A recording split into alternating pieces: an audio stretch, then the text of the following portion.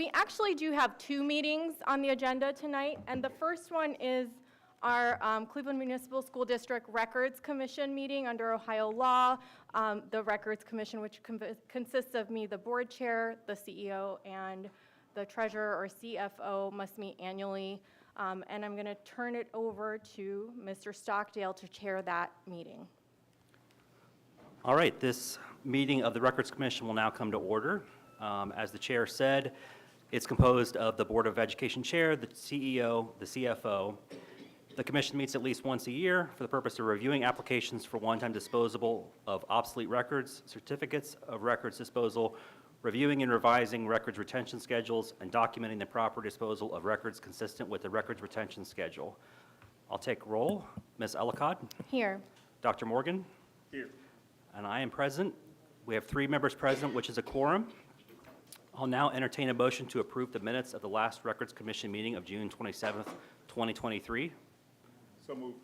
Second. Thank you. All in favor signify by saying aye. Aye. Opposed? The ayes have it. The minutes are approved.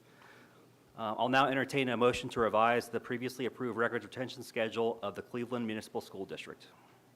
So moved. Second. Thank you. Any discussion of this motion? Thank you. All in favor signify by saying aye. Aye. Aye. Opposed? The ayes have it. The motion's approved and the records retention schedule is so revised. There being no further business before this commission, the commission chair will now entertain a motion to adjourn the Records Commission meeting. So moved. Second. Hearing no objection, this meeting is now adjourned. Thank you, Mr. Stockdale.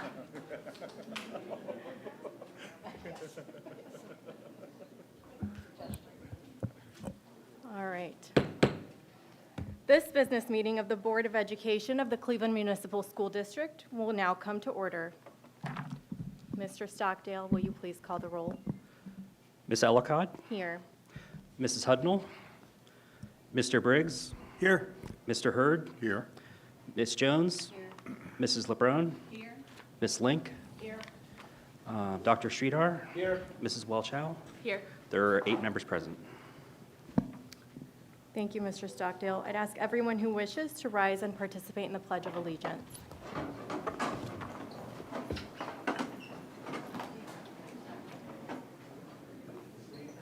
I pledge allegiance to the flag of the United States of America and to the republic for which it stands, one nation, under God, indivisible, with liberty and justice for all.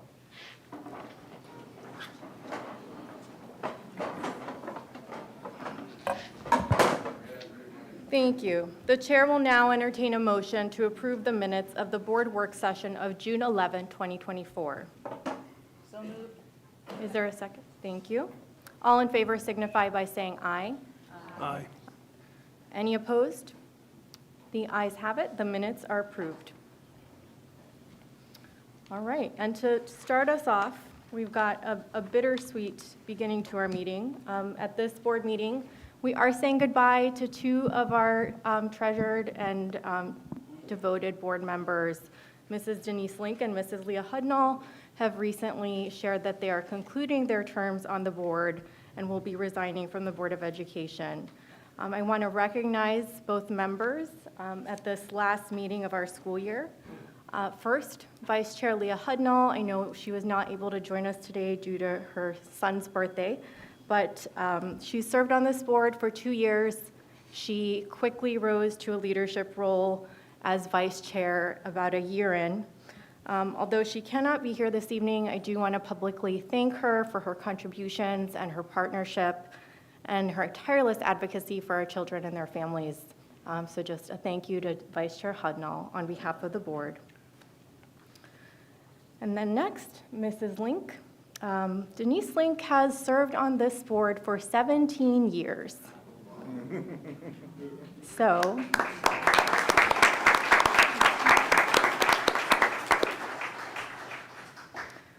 today we want to honor that long service as a board member.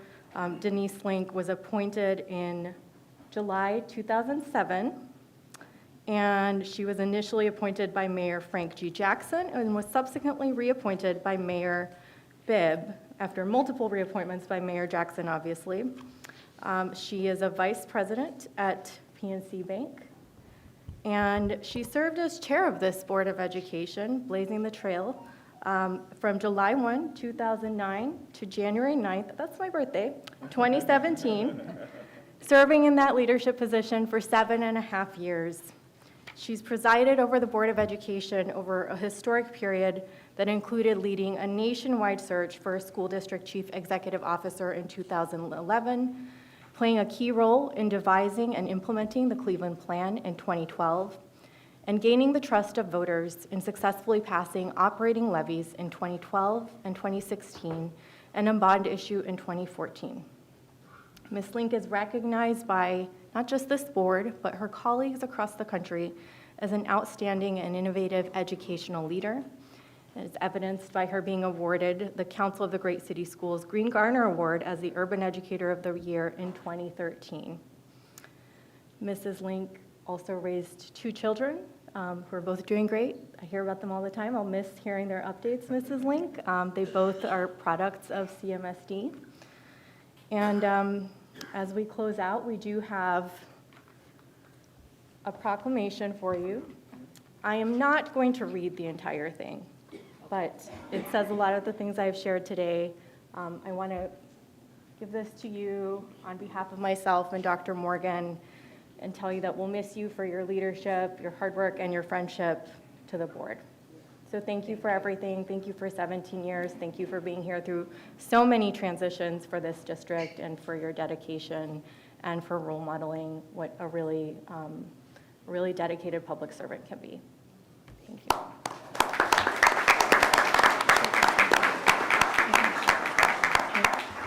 And then I'd like to bring up Michelle Pomerantz to share some remarks and perhaps a document from Mayor Bibb. Yes, please. I can use my teacher voice. Hi,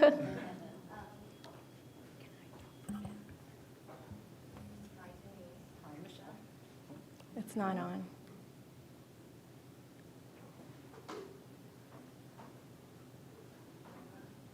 Let's see, we have somebody coming up.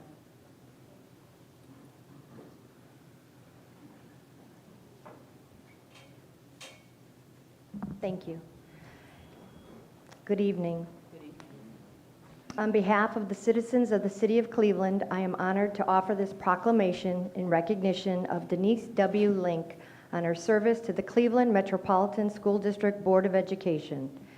And whereas Denise has worked at PNC Bank for over 30 years and serves as Vice President in Network Planning, holds a bachelor's degree in Economics and Psychology from the University of Michigan, and an MBA from Case Western Reserve University Weatherhead School of Management.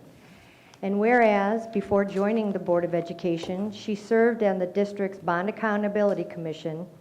In addition to her service as CMSD's board member, she volunteers often at district preschools as part of PNC's Grow Up Great program. The Grow Up Great program is designed to help prepare underserved young children for success in school and life. She also serves as a mentor for True to You and College Now. And whereas, because of her commitment to urban education, Denise won the 2013 Richard R. Green Award from the Council of Great City Schools and is a member in recognition of their exceptional contributions to urban schools and students. Now, therefore, on behalf of Mayor Justin M. Bibb, the 58th Mayor of the City of Cleveland, do hereby proclaim our deepest gratitude and appreciation to Denise W. Link for outstanding service to the Cleveland Metropolitan School Board of Education. We thank you for your dedication and leadership and commitment to our students, and encourage all citizens to join us in wishing her well in all future endeavors. Sincerely, Mayor Bibb. Thank you.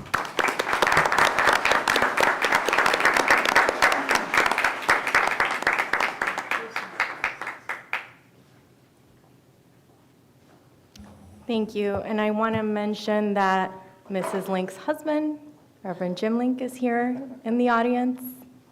Just want to congratulate. Oh, that was very sweet. Thank you. Mrs. Link, would you like to say a few words? Thank you, Chair. So thank you for recognizing my husband. As all public leaders and servants of our city and country know, the spouse has a lot of responsibility in keeping up the home front while you're at all these meetings, like a lot of them in the last 17 years. So thankful to him. Our 2 children are grown now. They're 25 and 27, but they both attended Newton D. Baker, so we were, that's really started my journey with the school district in 2001, and continue really through 2013. And it's like our family history is actually very close. Like my parents both grew up in the Huff neighborhood, and so very, very close to here. I have a book here if anyone wants to look at it later, but my grandfather was a teacher in the Cleveland Public Schools, and he was a shop teacher, so I've got some pictures of that actually, and my dad's kindergarten picture at Huff. So it's all very sweet, and kind of comes full circle, so I'm happy that that we were in the neighborhood for this last meeting for me.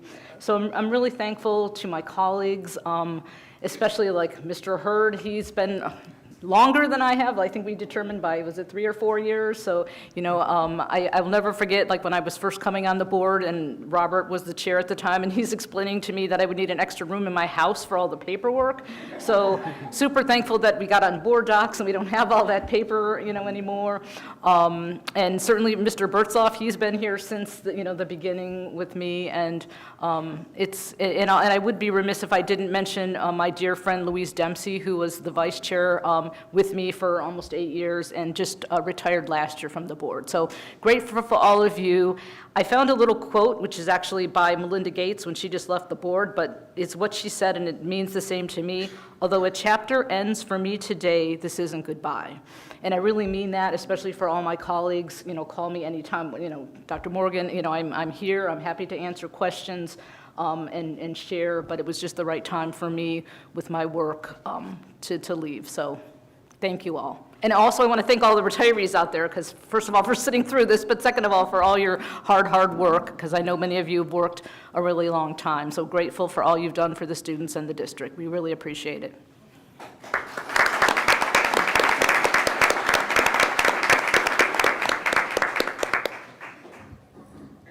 Thank you for everything, Mrs. Link.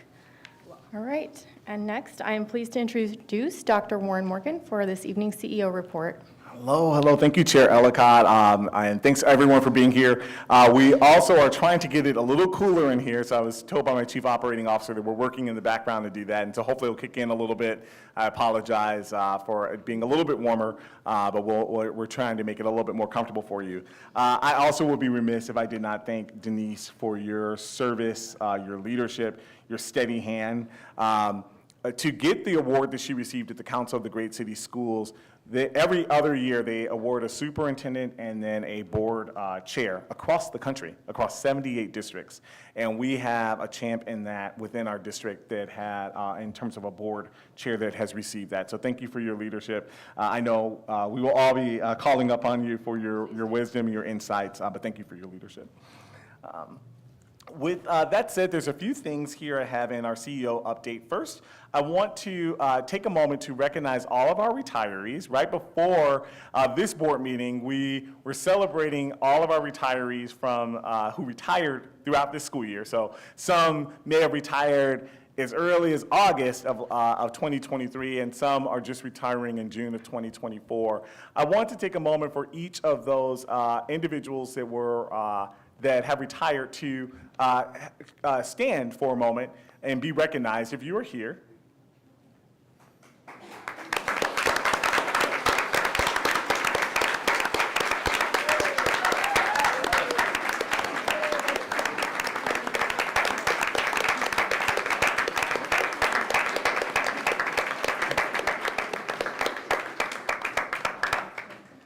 Thank you for your leadership, your commitment, for your hard work. It's not easy for the work you're doing. I know I was joking with a couple of the people from some of our drivers, our bus drivers who are retiring, who actually had shirts made. And I love it. I love the spirit that they've come into today with, but also the joy that they have brought every day on the job.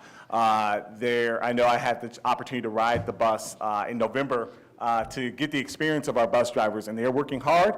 I know as I spoke to one of them, they're getting up at 4 a.m., it's sometimes really cold, very dark conditions, and they are the first teacher that our students see before they actually enter into the classroom. So thank you for the work that you guys have done. And also, whether you're a principal, we have a principal that retired, a teacher, paraprofessional, secretary, you name it, operations person. We thank you for your service. It truly takes a village to raise a child, and we just are truly grateful. I know we got a group picture with you at the celebration beforehand, but we just wanted to acknowledge you. I also wanted to thank Stephen Christian, who's our talent and HR officer, and everyone on his team who put it together, for the staff here, Daniel E. Morgan, for making sure that we had the facilities ready for it, and then also even adding extra food. I hear that the spaghetti was a choice of the Daniel E. Morgan team. So thank you for making it a welcoming environment for our crew and for all of our retirees. So thank you so much. Retirees, you're more than welcome to stay throughout the board meeting, but we also would not, you can also excuse yourself whenever you need to throughout the meeting. So.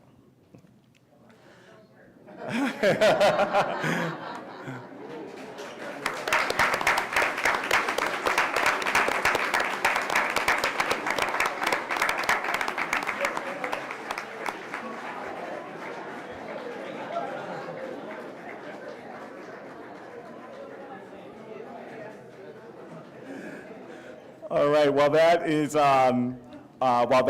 the transition is taking place, there's a few just quick announcements before I go into the data update.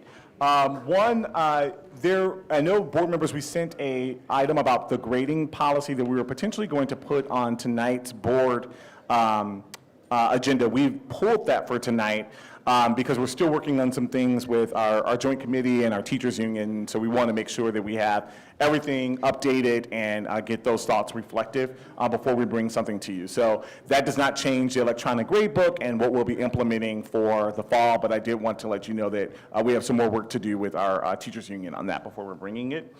Also, I wanted to, we had some questions from the last board meeting that I wanted to make sure we acknowledge from board members. So I know we had some questions on insurance, some rates, and then also some construction projects. So I've invited our Chief Financial Officer, Kevin Stockdale, to just give a brief update on those responses.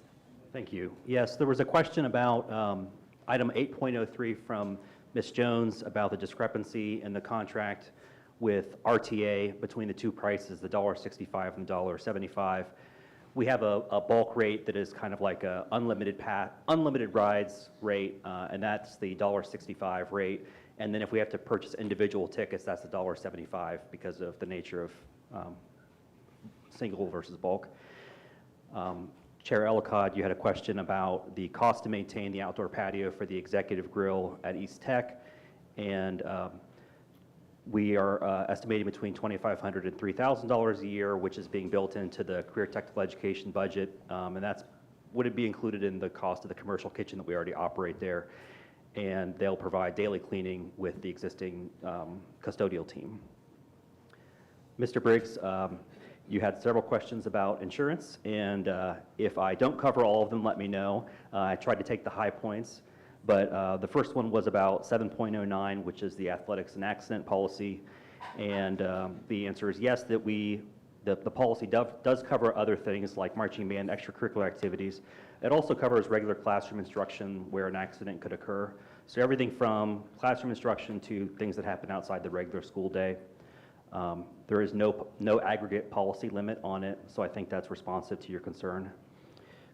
For 7.10 on casualty insurance, we provided a history of payments under the general liability policy, and it did include the outside legal counsel expenses, not internal legal counsel. 7.11, cyber insurance.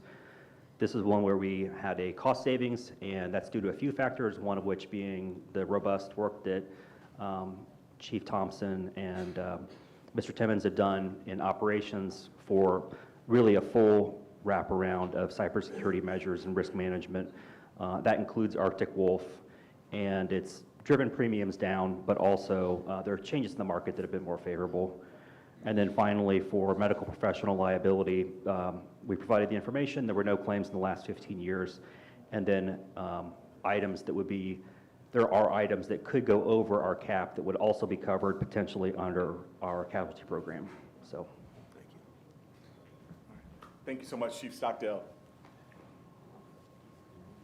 Next in my update, I'm going to share where we are on our data. One of the goals I had with the board this year was that we would do presentations on where our district is and how we're performing. And we're at the end of this school year and actually getting some of the data in. I'm very proud of our district to just share some of the progress where we've seen gains in English language arts instruction, in math instruction, as well as attendance. And so we're going to share about more about that, as well as some updates on our suspension rates. So we will get that ready, and if you can get that in presentation mode. I'm also going to invite towards the front, I don't know if there may be some seats here, but I know we have Dr. Mosley and then Dr. Florence. There may be some follow-up questions or things or insights that you guys may want to share on some of the strategies that were used. And then also Dr. D'Amico, who is here, who runs point on our data. You may want to find a space a little closer just in case there's some questions on our data. But this was truly a joint effort of many teams putting this together to just share where we are. So I want to remind you that, as I mentioned, we have these 3 presentations that we do, and this is the 3rd installment of that presentation. Many of these are still updates on our leading data. So leading data, which I'll describe in a moment, isn't final data, but they're indicators that can show where we are in progress, as well as a combination of some historical data, which is the final data that we receive in. We're expecting to get our final state report card in the coming months, so we'll have some information on where we are. This is an overview we're going to do, just an overview on our leading indicators, update on our district demographics, some updates on our core measures in terms of college readiness, where we are, some updates on proficiency in English language arts as well as math, and then our equity measures for attendance and also discipline rates. So as you guys know, at the State of the Schools and based on collective input I received from board members as well as the community during the Listen and Learn Tour, we've come up with these core measures. This was what we've used this year, and we continue to use until we have measures that we'll be utilizing from the board's perspective. But we measure college and career readiness measures. We have measures in our achievement measures in terms of English language arts and math. For both elementary and high school, and then culture and climate indicators, attendance, suspension rates. But we also added equity measures. We want to make sure we're not just reporting data on how all of our students are doing, but we're going under the hood and seeing how all of our students are doing based on their race, based on their ability. If we're not looking at the data, we can actually, if we're not looking at data by subgroup, we can leave some students behind, and we do not want to leave students behind. I've described this as leading indicators are pieces of data that help us see where we are on track to the more summative data, and summative is our end-of-year final data. So tonight, you'll see a combination of the leading indicators as well as some historical figures, which is final data. There's just a reminder of our core measures, and then the leading indicators that we use to measure those core measures. And then again, the core measures and the leading indicators. And then also for any board members and then any people that are watching online, you can see this presentation linked under the CEO update, and you can follow along. So district demographics in terms of where we are, this is not the final data of where we will be for the state in terms of our enrollment, but this is based on projections of where we believe we will be at for the state. You can see the final state report card enrollment data last year, which was a little under 35,000 for the 22-23 school year. In December, when we measured this as a district, we were at about 35,000, so it went up. We predict, based on our current attendance rates, which the state looks at, as well as some other figures, that we will be around 34,000, slightly down, but relatively flat from where we were last year. And this does not include our charter schools. Our charter schools raise our enrollment as a district collectively almost up to about 40,000. And you can also see that breaking down by race, and then also abilities such as students with special needs, as well as our English language learners and our gifted students. So our core measures, the first core measure we're going to look at is a goal that we have that 90% of our students are enrolled in college, employed, or enlisted in a 5-year, or enlisted in the military, and this is a 5-year target. So the 90% is where we're projecting we'll be in 5 years, not of where we are now. And we have some leading indicators to show where we are. I want to note that FAFSA as well as college applications are up this year. So that in this chart, that light blue, you can see where we are this school year compared to the previous 2 school years. The FAFSA is up. We're almost at about 50% of students that have applied for FAFSA. This is a win given all the challenges we've had in the FAFSA space, and this was a year that there was a lot of challenges with FAFSA, and districts across the country were lagging behind on FAFSA. And knowing that with those challenges, based on reporting measures, based on when we got some of the information in, that we were still able to surpass where we were last year, shows good work that we've been doing collectively. And so proud of the team for doing that, but we still have more work to go. As we look at this, we believe every senior, CMSD senior, should complete a FAFSA, even if they're not going to college. That should be the expectation, and so we have to continue to work at that. We're a little under 50. We're a little under half of our scholars that are completing it, but we are above where we were last school year and the previous school year before that. If you look at our college applications, this is another one that has grown significantly due to interventions. One of the things I've talked to our principals, our high school principals, and also on our academics team, I know our Chief Academic Officer, Dr. Florence, shares this as well, that every student also should be applying to college, even if they do not intend to go. That should be part of their plan. We have community colleges within our community, and students should be applying. If they are graduating from high school, they should be applying. So we're at 61% of our students who have applied to any college, 61% of any of our seniors. This is up about 8 percentage points from where we were last school year, as well as the prior school year. So progress, we're up from where we were last year, both on FAFSA as well as college applications, but still not the expectation. We're not resting on our laurels. These were some of the initiatives that we worked together. I know that our academics team has had a strong focus on showing our principals the data. This has been a collaborative effort with our College Now advisors, our family support specialists from Say Yes, to make sure we were putting on FAFSA nights. We were working also with College Now to get support for families on FAFSA, and then also holding workshops. So those were some of the things that we did that led to some of the achievement and the work that we have seen in our college and career readiness. Next is our achievement measure focused on chronic absenteeism. We know if students are not in school, they cannot perform at high levels. And so I want to share with you some updates of where we are on chronic absenteeism. And this may be hard to see if you are in the audience, but we do have this online here. The headline is, this shows you some historical data. If you look at where we were prior to the pandemic, the district's attendance rate was about 90%. Since the pandemic, we've struggled to get the attendance rate up. I'm happy to report that this year our attendance rate is up, and for CMSD schools only, it is up by almost 3 percentage points. Last year for CMSD schools only, we were at 81% attendance. That was about where it had been for the last 3 years.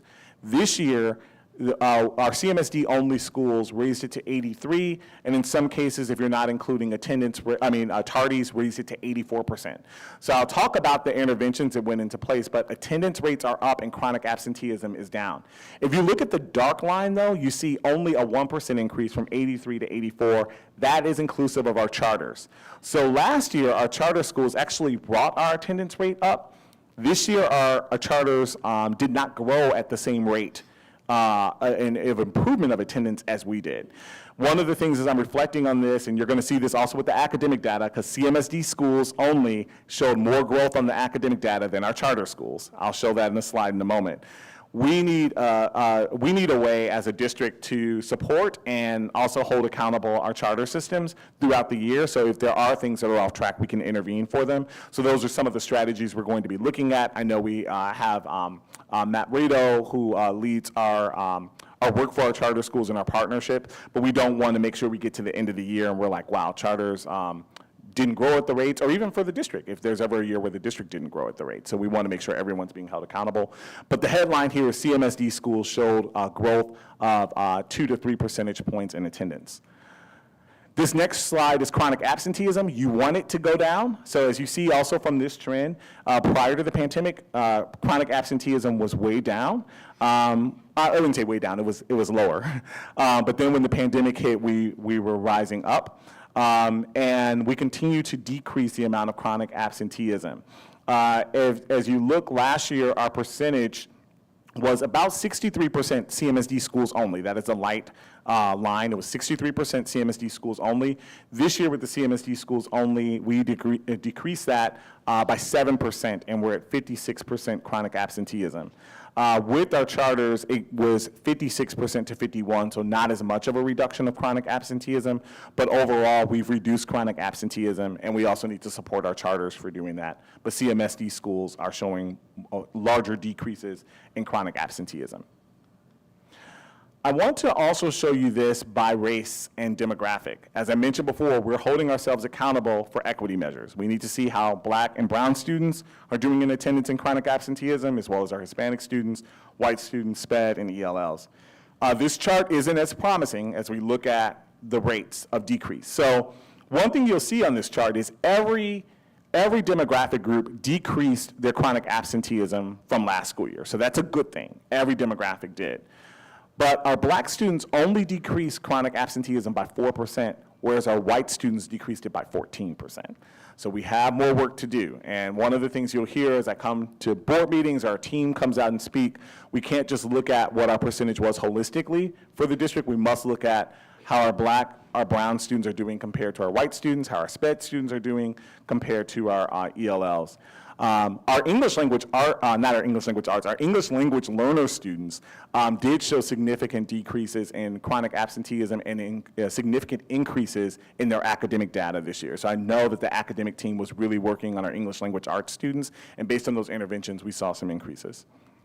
I won't read through all the interventions, but we have a strong attendance team led by Victoria, and she sits under Dr. Mosley's team under our Equity and Culture Office.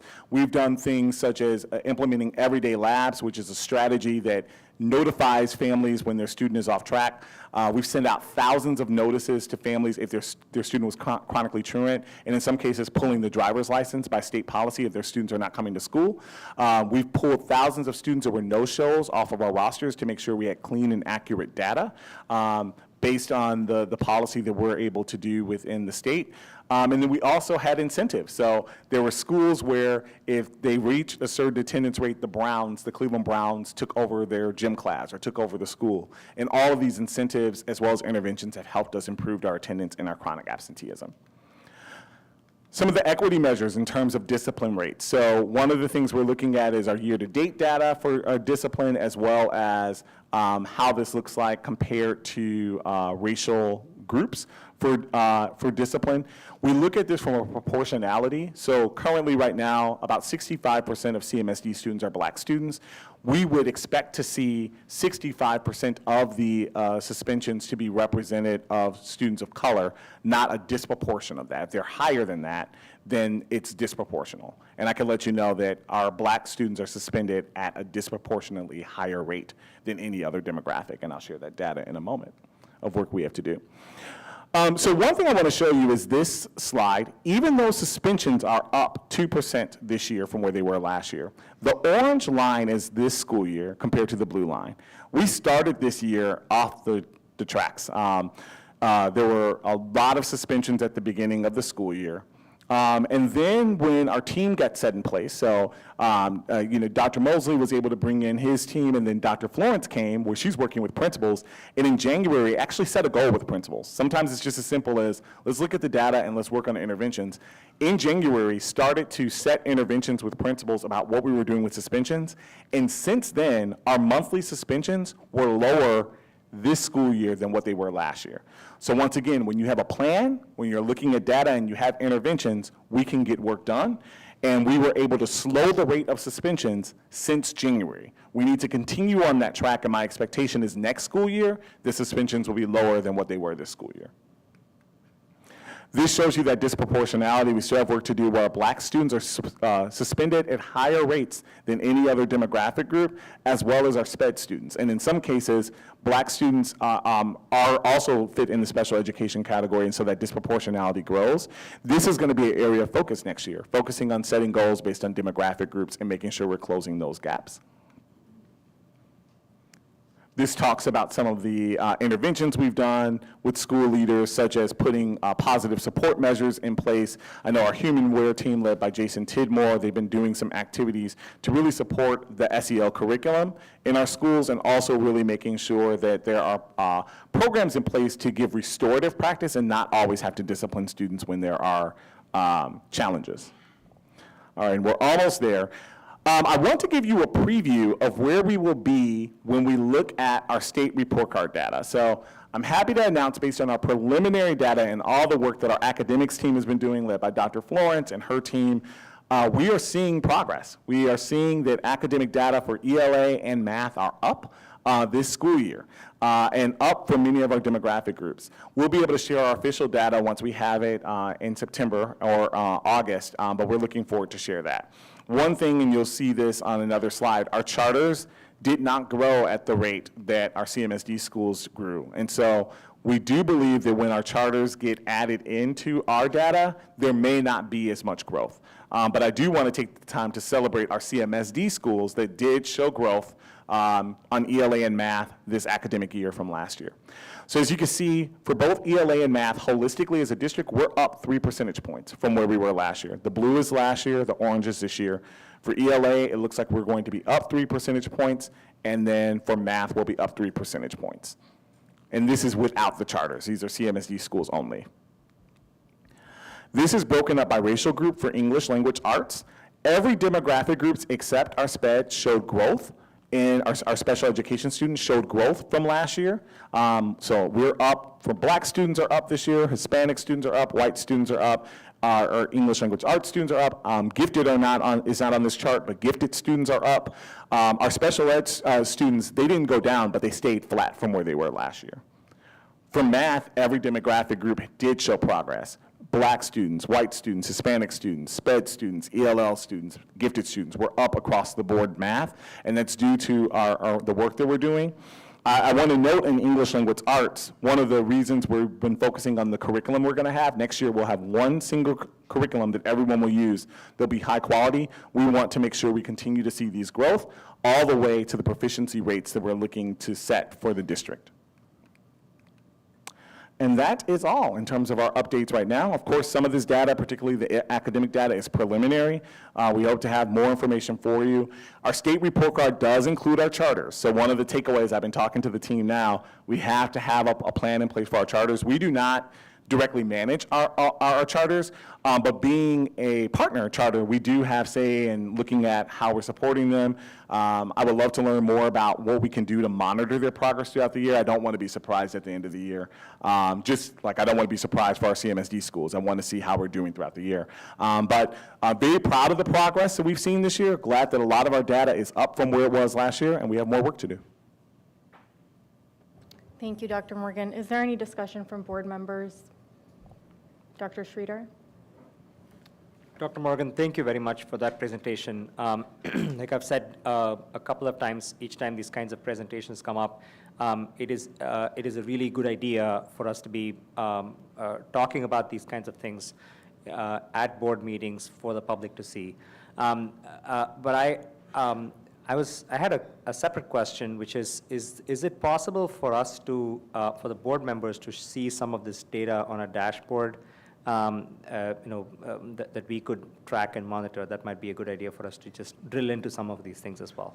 You know, that's a great point, Dr. Sridhar, and I know we've talked about what type of dashboard we can put together for the board to monitor progress and leading indicators throughout. I know that request has come up. We can look at it. I know some of our interface for some of our systems are more internal, but we can look at what we can do and what are the types of data that you would want to see on an ongoing basis is at the right level, and we could take that on and look at that. I know there may, as my team is out there, there may be complications with it, but when there's a will, there's a way, and we can make sure that we can figure out what we can do. That's a good comment, Dr. Schroeder. I also want to mention that in the coming year, as the board knows, and perhaps some of our community knows, the board is going to be engaging in creating district goals after we have, and that'll include community input and listening, of course, but after we have done that, our intention is for our frequent meeting times to be focused on the data that feeds into those goals, which I anticipate will have academic components, certainly. So just a reminder and a note that I think that's a really good point to raise. Mrs. Midori, LeBron. Dr. Morgan, thank you for sharing the initiatives that are being done at CMSD with regards to increasing the FAFSA and college application completion. I'm really excited to hear about the FAFSA family nights and that families are being brought along to the process. I also just want to point out, I think CMSD's website does a really good job of having the languages, the translation of languages available. But at these FAFSA college nights, with Hispanics making up 18% of the population of students being served, is there always someone available to help families that have language barriers in that regard? I can look into that. I know typically, depending on the schools or the event that we're hosting, sometimes we do offer the translation services, but I'm not sure if we had that at all of our family support nights. We also have the headphones where there's translation services at events in general, but that's a takeaway that we could look at. It may have happened at some of ours, but if not, we can make sure that we have that moving forward. We do have that ability within our system. Mr. Briggs. Yes, Dr. Morgan, I always like to look at the breakdown school by school. I know it's a thick document, but that's helpful for me. Yeah, we can give that to you, particularly on this data. It wouldn't be something we would probably put in a presentation like this because it is so long, or an appendix we can put together. But we have that when we're looking at that and can give that to you, particularly as we look at what the roll-up is from the report card. We can do that. I think we did something similar like that with the report card this year. When we got the report card data, we were able to do every school scorecard and get that for you. So. Thank you. Yes, Ms. Welch-Howell. Thank you. Just, Dr. Morgan, thank you and team for the transparency, the continued transparency. It's appreciated. Just one question. I know you all are working on this as a focus for next year, but as I think about the differences in outcomes by subgroups, what are some of the, whether it's interventions or incentives you all are thinking about to sort of address those discrepancies by group? Yeah, we have some more work to do there. There are a couple of things. One, and I see my team coming up here, and I'll pass it to them to look at it. One thing is really making sure that there's high quality across the board. That's the first step. And the other thing is also just acknowledging where we are and having conversations with it. But I know Dr. Florence, as well as Dr. Moser, you guys have been looking at this. I know that's been a big focus for you, Dr. Florence, and any insights you want to share there. So just piggybacking on what Dr. Morgan said, the ELA curriculum is one of our strategies for next year, rolling that out for all students to have access to that, and really making sure that every child has access to grade level content. So no matter what subgroup you are in, if you are a student with special needs, if you're an ELL student, everyone has access to grade level content, so when they get to the OST test, they're not surprised. Each school also had to draft their academic achievement plans that requires them to spell out how they're going to support each subgroup. And so every school has a specific plan for how they're going to target subgroups, what strategies they're going to use, and what action steps they're going to use to address that. So every school has a plan for next year for how they're going to work and target those groups. Fantastic. Thank you. Anything else you add, Dr. Moser? Yeah. So in regards to helping support, reducing discipline and issues in that area, two of the things that we're working on right now with safety and security, they're building out a playbook in terms of how do we strengthen relationships between teachers and students, administrators and students, safety and security and teachers, safety and security and administrators, because a lot of the times safety and security sits in a very reactive position. We're trying to put them in a position of being responsive. And basically because they are the first line that most of our kids interact with, want to make sure that first interaction is the right interaction. Jason, working in collaboration with Chief Dotson, who's leading that portion of the work, Jason is building out a playbook in terms of supporting activities that will help provide professional development for teachers, for administrators, as well as working with students. Thank you. Appreciate that. All right, thank you. Dr. Morgan, anything else? Yeah, just one final item for the CEO update. One of the things as you're seeing, we've had lots of progress this year, academic progress. I'm very proud to see where we are, and reflective of being in almost at the year mark now. People often laugh why I count down the days, which today is day 337. It'll stop at day 365. But I don't count that down in a negative way. I count it down because you have to reflect on the journey and reflect on the highs, the lows, the lessons learned. And there's a lot that we've learned this year. Academic progress we're seeing.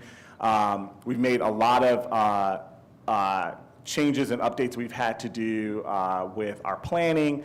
We've been able to negotiate contracts for several of our bargaining units, increasing raises, and then also making some tough financial decisions. Speaking of the financial decisions, we still have more work to do, and I know that as fiscal agents of the district, it's really important for us to look at that, which is, and I know we were talking about this together, but I had come to board leadership about a month or so ago with the thought for myself that I would not be seeking the raise that typically all staff receive when a contract is negotiated. That is up to the board and their decision solely. And I know Chair Ellicott will share in a moment, what they were also having a conversation about simultaneously. But I made that decision for myself, given our financial realities of where we are, that I wouldn't accept it if offered. But then also for our cabinet. So for anyone who has a title of deputy chief, or officer, at this time would not be approving that salary bump. So that was a conversation that we were having on the district side, and I know simultaneously the board shared with us that you guys were having some really rich discussions on fiscal responsibility. So I'll pass it to Chair Ellicott. Yeah, thank you, Dr. Morgan. So as we've heard this year, and the board is acutely aware of the difficult financial position that the district is in, and with the help of Dr. Morgan and his team this past year, we've taken many steps to reduce financial risks and expenditures according to our financial position now and the future that we want for our district and for our students. And at the end of the fiscal year, the school year, typically there would be a resolution on our agenda where the board would vote on a salary increase for the CEO. Obviously, as mentioned, the board does not have such a resolution before us today. This year, the board and the CEO, Dr. Morgan, have agreed not to move forward with a salary increase for the CEO. As the board deliberated on the matter of a raise, like I said, we took into account the financial position as well as the sacrifices that have already been made and are planned to be made to protect the future resources of our students while looking to appropriately support our CEO. As we were doing that due diligence and having those board conversations, Dr. Morgan came to me and volunteered on his own that he would not recommend a raise on his own behalf. And as the community knows, as the board knows, it is one of our primary responsibilities to ensure the resources necessary to build our students' academic futures and to continue to focus on student progress and success while getting the district to a healthy financial position. I want to say that the board appreciates Dr. Morgan's careful leadership as we are making other sacrifices across the district in service of our students' futures. And our agreement on this and our determination speaks to Dr. Morgan's personal buy-in to our district's future success and his seriousness in addressing our financial challenges for the future good of our students. It also speaks to the board's seriousness about being good stewards of public funds and thinking about the future of our district and the financial projections before us. I want to say that the board has the utmost confidence in CEO Morgan. I know that often salary increases are associated with a vote of confidence, so I want to mention that that vote of confidence is here. We appreciate all of the difficult but worthy work that CEO Morgan has done this year, and we look forward to this next year of his leadership.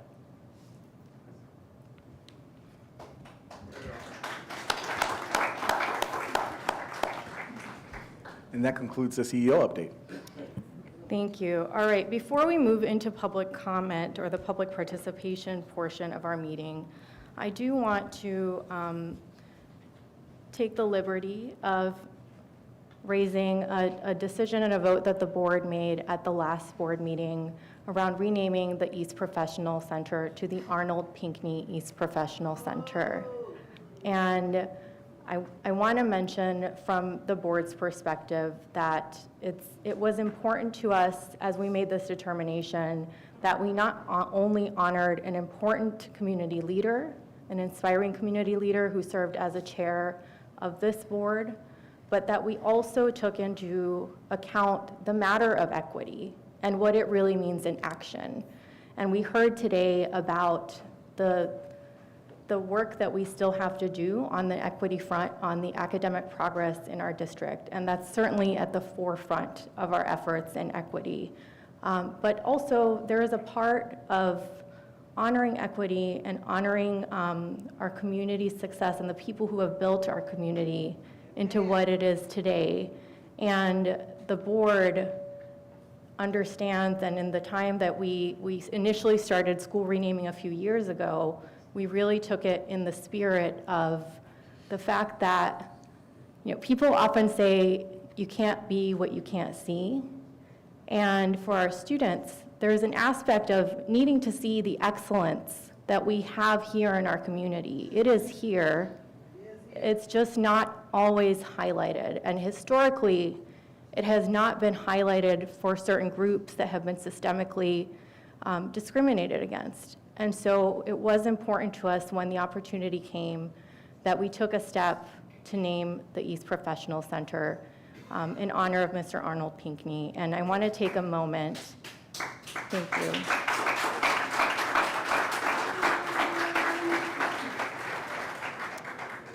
I want to take a moment to ask Mrs. Betty Pinckney to join us at the podium. Thank you so much for being here today. I know that your daughter Tracy is here as well. I want to recognize her.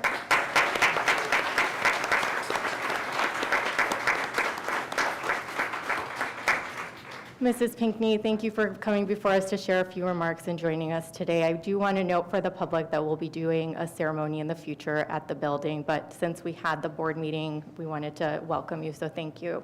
Go ahead. Thank you very much. I appreciate so much, Ms. Alarcon, the opportunity to say thank you to each of you when you voted unanimously to rename a building in honor of Arnold and the work he did in his lifetime in and around the city. And having this opportunity, if you don't mind me telling you something about him that you may not know. And when you talk about excellence, he would be high on a list where excellence is exhibited. Arnold moved to Cleveland in 1955 to attend Case Western Reserve Law School.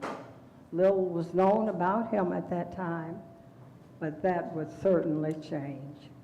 He was no stranger to hard work, sacrifice, and numerous challenges, yet he was ambitious, intelligent, filled with dreams, and he always had goals, was determined to succeed.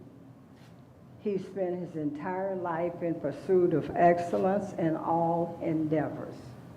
Yes, in my life, for 56 years. And in our daughter Tracy's life, excellence. He loved his family, was protective, a good provider, a loving father and husband.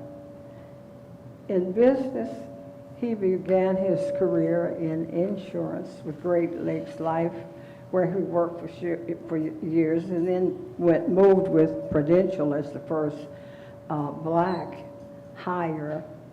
Later, he co-founded Pinckney Perry Insurance Company with Charles Perry, where he stayed for 42 years. It became the most successful minority agency in the state, and later co-founded Bet Penn and Associates with his wife, Betty Pinckney. He also operated Wendy's restaurants in Detroit for 12 years. Then in education, as you know, he served, he was appointed to the board, and 2 years later he served, and 2 years later he was elected president, where he served as president for 8 years. He was also appointed to the board of directors at Central State, serving as 7 years. Also, our alma mater, Albion College in Albion, Michigan. Wait, there's more. In sports, and I've given you highlights on business, education, and sports. He loves sports. He played sport. He started in almost in elementary school, and then when he went to college, he ultimately was inducted into the Albion College Sports Hall of Fame. And he also managed a little league team here with some friends, you know, on playgrounds. So he did that, but he also was agent for some of the athletes in baseball and football. And all of the elements, he said, all of these, what he learned in sports was that you analyze, you plan, and you implement. And that worked a lot for him in politics, where he was very successful.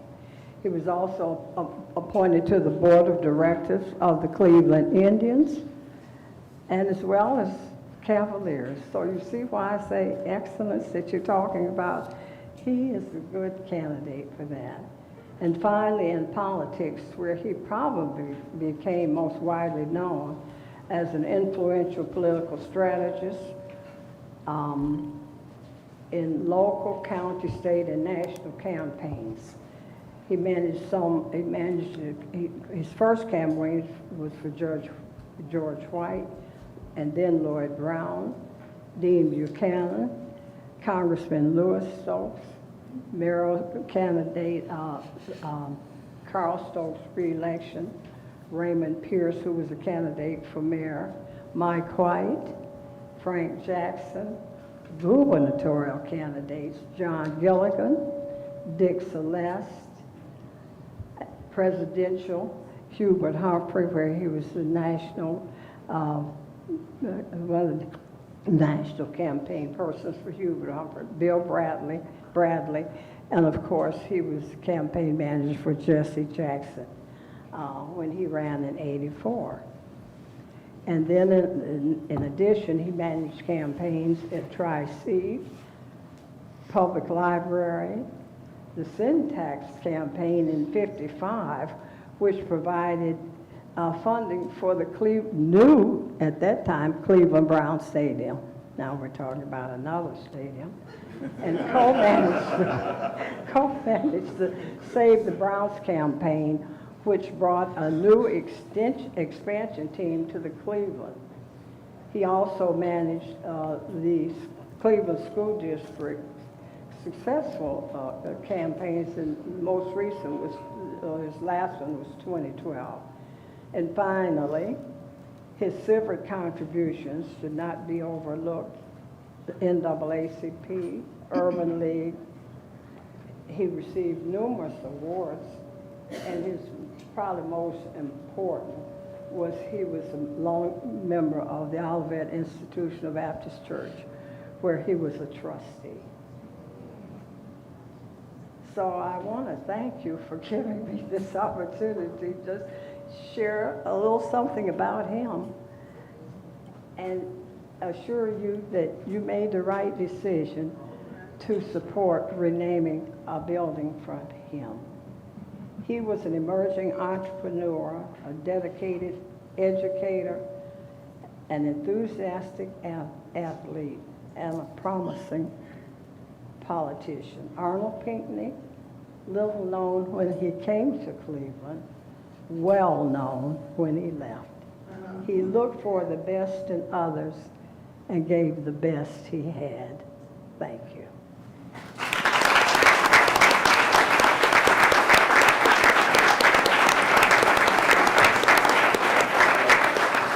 Chair, may I? Thank you, Mrs. Pinckney. Dr. Sridhar? So I was not here at the last meeting. I had to be traveling for work. Ms. Pinckney noted that it was a unanimous vote. I'm just stating for the record that had I been here at the last meeting, I would have also voted in favor of this thing. So it would still have been a unanimous vote. Thank you.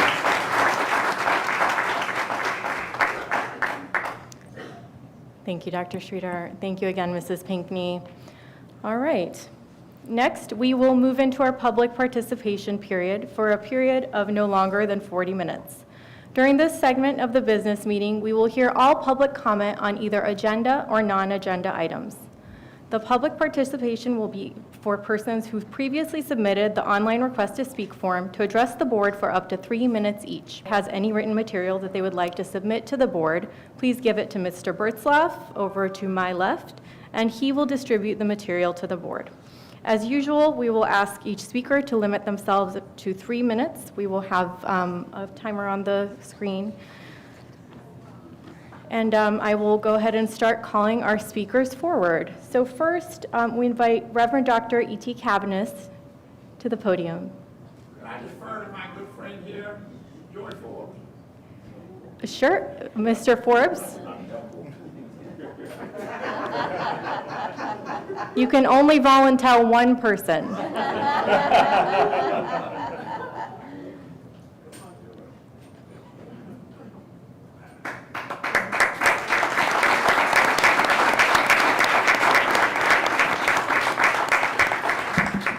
I don't speak publicly anymore because I still piss people off. So Arnold was my friend, and Arnold he took care of the business of the black community as it pertained to the politics in the 21st district, with the Stokes brothers and what have you. He was president of the Board of Education during the time of busing. And he and Judge Batista did not see eye to eye on the issue. Arnold was concerned about black kids having to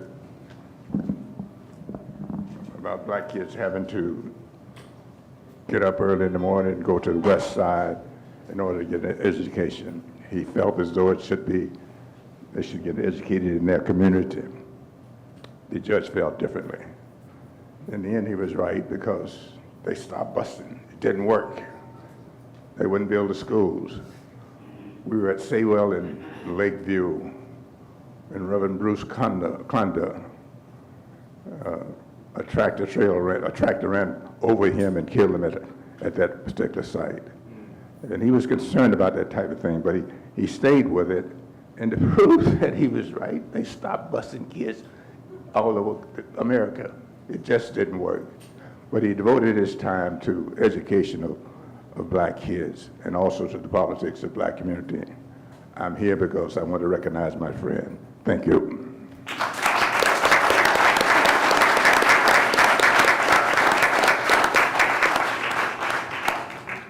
Thank you, Mr. Forbes, and thank you, Reverend Cavanis. Go ahead. No problem. All right, thank you. Mr. Forbes was actually on the speaker list, so we're good. I think it was in 1988, during a vice presidential debate between Lloyd Benson, who was senator from Texas, and Dan Quayle of Indiana. And Quayle mentioned John Kennedy, and Lloyd Benson said, I know John Kennedy. I know him, I work with him, and Quayle, you all know John Kennedy. I know Arnold Pinckney, and this is a very solemn moment for me. Some people come into your life and they never leave. They're so genuine. They're so sincere. And others come into your life and it's as if they have never come because they're so counterfeit and phony. But this was an illustrious gentleman who was straight up, genuine, and always a man of character and integrity.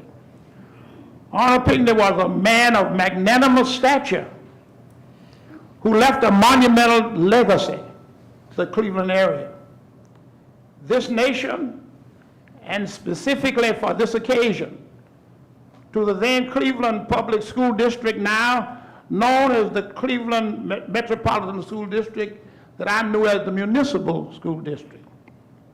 His impact and his imprint on this city will never be forgotten or obliterated. He was the first African-American president of the school board who served the people, the parents, and especially the students of this great district with dignity, intellect, understanding, vision, and progress.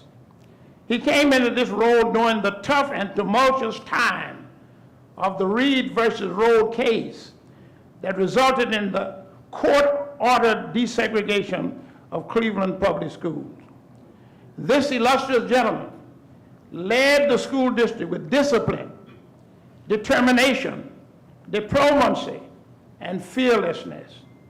He led it with compassion, enthusiasm, and therefore, it is my sincere desire and pleasure to see this great man of honor, of integrity, character, humility, and charisma, a man worthy of a legacy school being named in his honor. Thank you.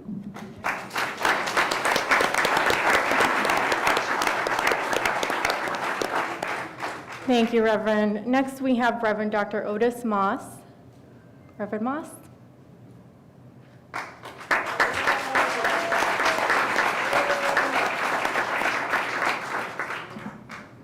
Thank you very much. I brought along several notes, but I'm going to leave them for a moment. Thank you. I was privileged to meet Arnold Pinckney on the campus of Central State University when he was chair of the board.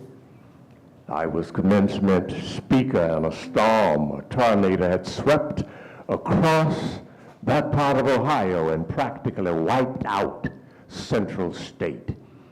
And there was great talk about never opening the university again.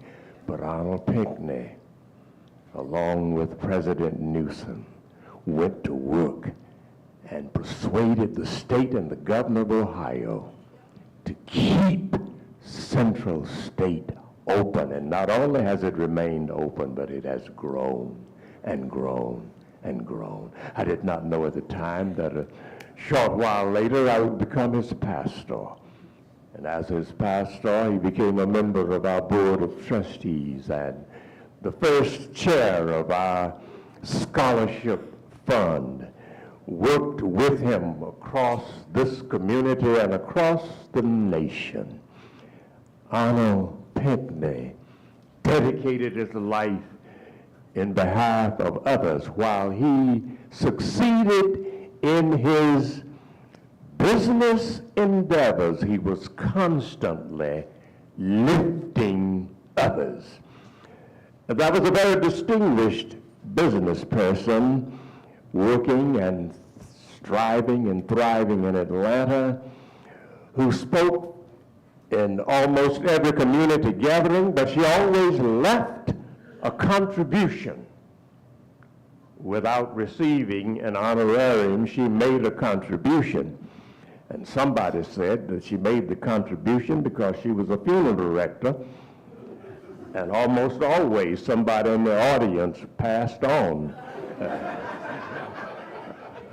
But she always concluded her messages, no matter what the occasion, helped me to live from day to day in such a self-forgetful way that even when I kneel to pray, my prayer will be for others. Others, Lord, yes, others.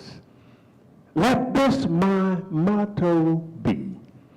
Let me live for others, that I might live for thee. Arnold Pinckney, successful in his own right, but he lived for others. He developed careers for others. He lifted others. He helped others get elected. He helped others get in school and graduate. God bless this board and the memory of our Arnold Pinckney.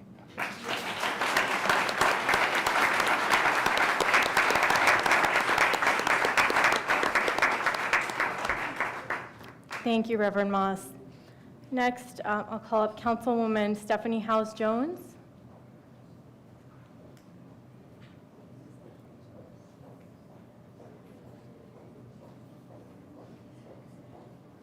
Hello.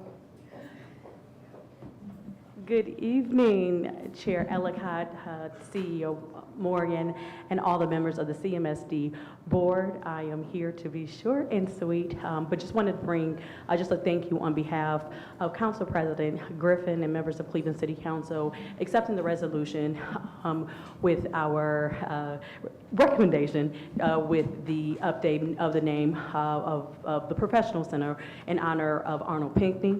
After that, I will be remiss if I didn't say last week I did get a letter from the East High High School Alumni Association, and just a concern that they had not been consulted and engaged.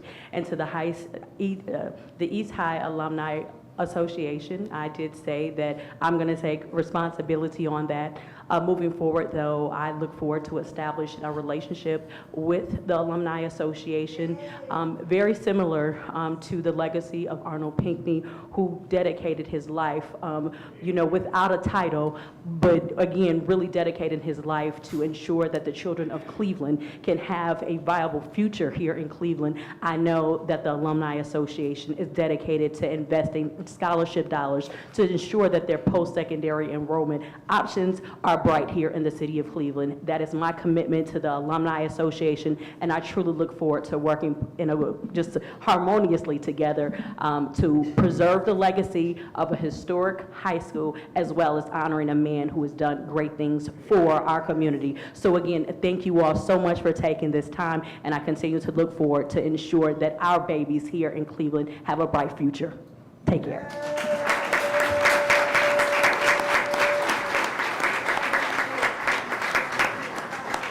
Thank you, Councilwoman. Next, Tyrone McGinnis.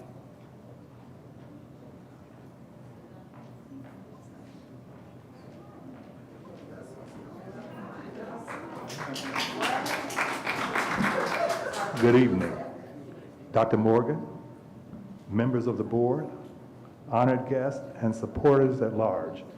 My name is Tyrone McGinney, and I want to thank you for the opportunity to speak on behalf of my friend, Arnold R. Pinckney. I'm a graduate of Cleveland Public Schools. I graduated from John Adams High School. I then went on to Central State University and graduated from there. And then I worked at Pinckney Perry Insurance Agency. So you can see how Mr. Pinckney's life made my life easier. By fighting in Cleveland Public Schools, he fought at Central State University so we could still get an education. And then I went to work for him later on. Everybody gave you the history of Mr. Pinckney, but I had an opportunity to work with him closely on a day-to-day basis for 14 years. He was not only a mentor, he was not only a friend, he was a daddy. And I could call on Mr. Pinckney for anything, and he was a teacher. So if I was doing something wrong, or if I wasn't the way it should have been done, he corrected you. So I just want to thank you all for voting for Mr. Pinckney, and I won't hold you up too long on your time, but I just appreciate the opportunity, and I appreciate Ms. Pinckney for allowing me to hang with her. But also, I thank you all for your time. Have a wonderful day and good evening.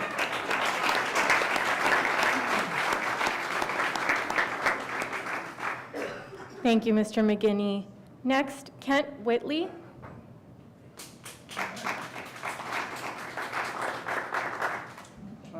Good evening, board, to the clergy, to Mr. Forbes and the Pinckney family.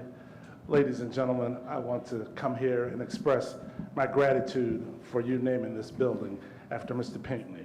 Mrs. Pinckney said it best. I've got about 10 pages of notes. She's her husband, and she couldn't get it all in. I mean, Mr. Pinckney was bigger than life. I just said I'm going to talk about the business part and the political part, which comes up at a specific time where you guys have a school levy. In 1971, as you know, Mr. Pinckney was the school board president, and at that time he had a $200 million budget and over 100,000 students. This was kind of unheard for an African-American male to have that kind of influence.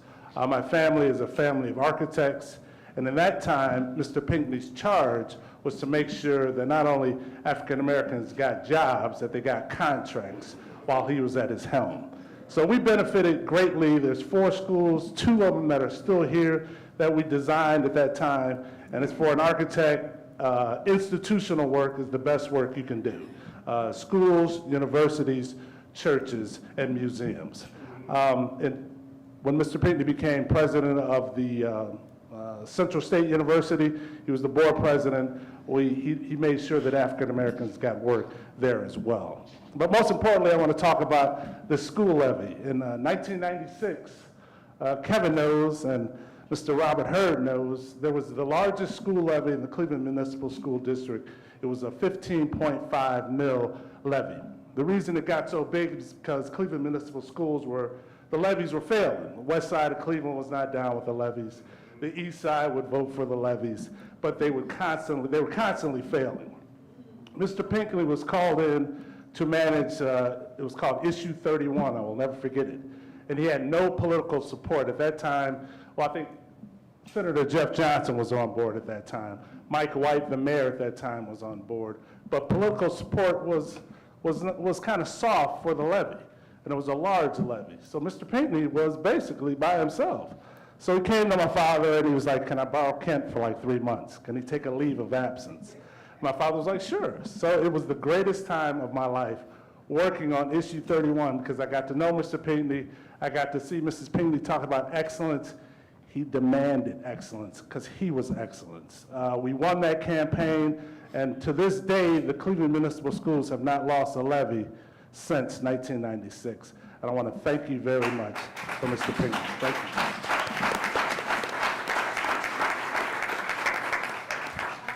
Thank you, Mr. Whitley. Next, James Jones.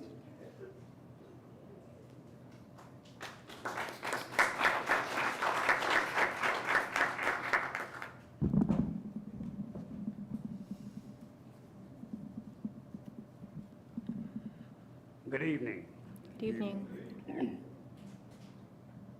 In absence of Mayor Bibbs, Madam Chair, Mr. Superintendent, board members, and distinguished guests, I'm going to read this evening a letter in support and thank you for naming the East High Center after Arnold Pinckney from the pastor of the Olivet Institutional Baptist Church. The Olivet Institutional Baptist Church, its leadership and congregation would like to join Mayor Bibb and other community voices in supporting the renaming of the East Professional High School in honor of Arnold R. Pinckney.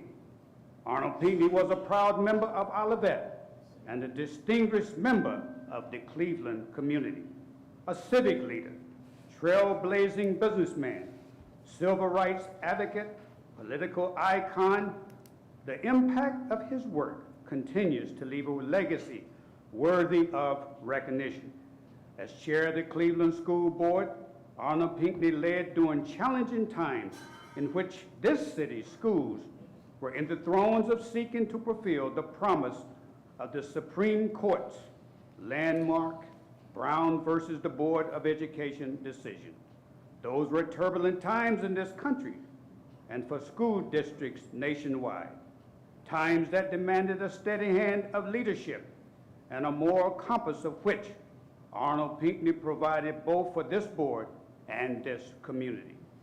Decades later, when our schools required a much-needed investment to improve facilities and resources, which would require the approval of Cleveland residents, Arnold Pinckney was once again there to answer the call.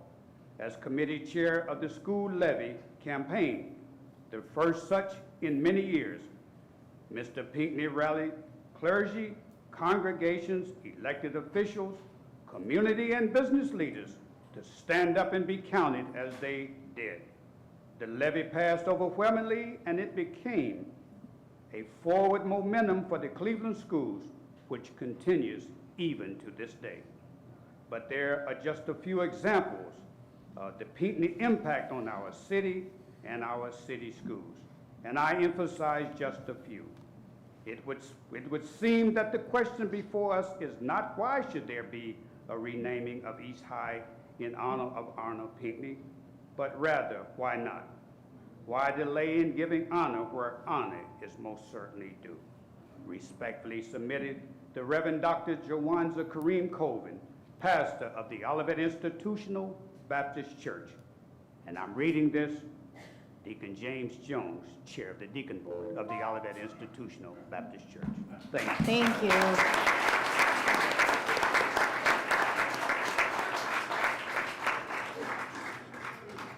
Next, Judge Jeffrey Johnson. Judge Johnson.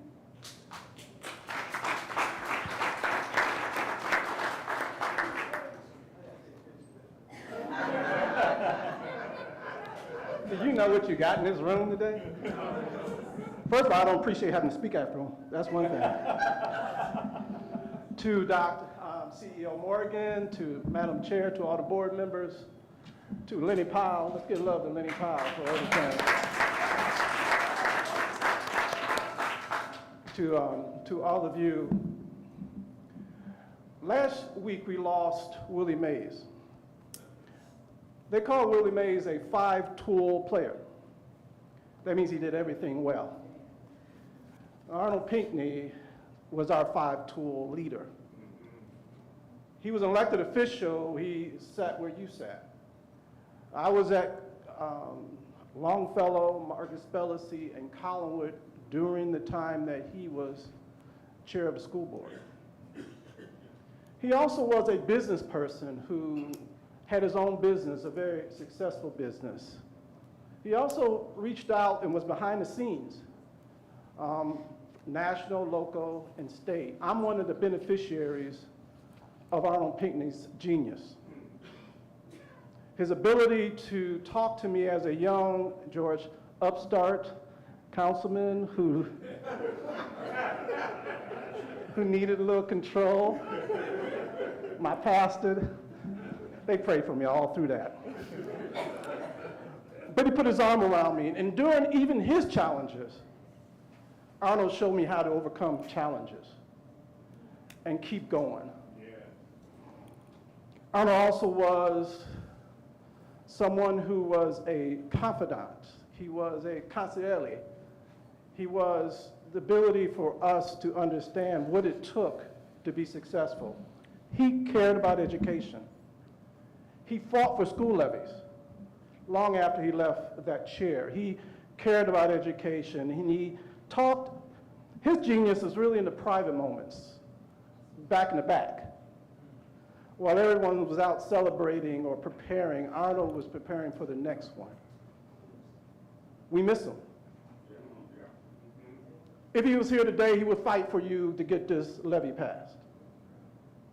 So I just want to acknowledge that you've done a wonderful thing to name the East Professional Center after Arnold. His impact cannot at all be felt by everyone, but know that there are so many people out here have benefited from his genius. And I just want to make sure I'm within the boundaries of the judicial. By the way, Judge Lauren Moore is here as well. I wanted to make sure that you understand I'm not here as a judge, I'm here as a private citizen and as a beneficiary of Arnold Pinckney's genius. Thank you so much, appreciate it. Thank you.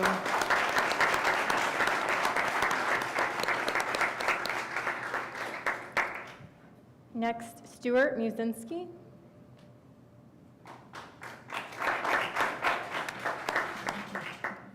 CEO Morgan, board chair, board members, Betty, Tracy, honored guests. I know Arnold in a little bit of a different role because you see, I was not a friend. I was not a church member.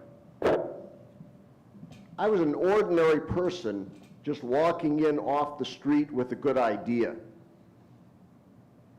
And Arnold said, I'm going to help you. And he ultimately became the board chair of Project Love, now Values in Action, and of course our Kindland movement. And one thing that Arnold conveyed to me was that a great man, a great person, can have the humility to help a younger person and mentor that younger person and help them climb the ladder. And that's what Arnold stood for. And there are so many people, Reverend Cavanis, Reverend Moss, Mr. Forbes, you saw Arnold mentor so many ordinary people along the way because he felt that they deserved it and they had a good idea. Many times I would pass by the Perry Pinckney offices and I would see Arnold's. At one point it was a Mercedes, at one point it was a Cadillac, and I think the last one was a blue Lexus, right, Betty? And there was always the omnipresent license plate, and I would smile because it was ARP, which stood for Arnold R. Pinckney. But I kind of renamed it. In my own mind, it stood for access, respect, and patience. And that's what Arnold had with everyone. That's the legacy that he leaves to this city and to this board and to this renamed professional center.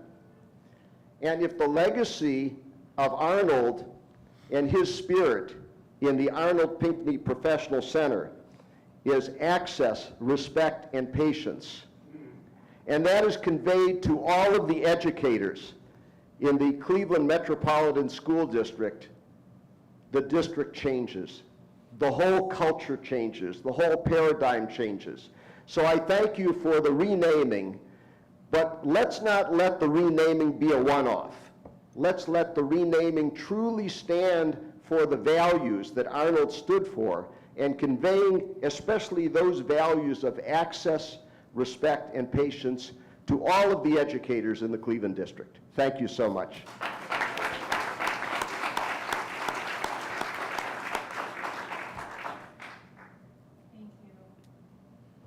Thank you. Next, I'd like to call up Ms. Samaria Rice. Ms. Rice? All right. Hiawatha Powell. Nikki L. Hudson.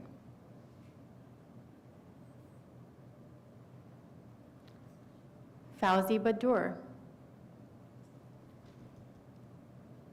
All right, well, that concludes, oh, I'm sorry, we had one more. They may not be here either. Dean Van Farrow. Okay. That concludes our public participation portion. I want to thank the Pinckney family, the clergy, the supporters for coming in today and sharing with us all that you know and that you hold dear about Mr. Pinckney. Thank you for being here today. Sure.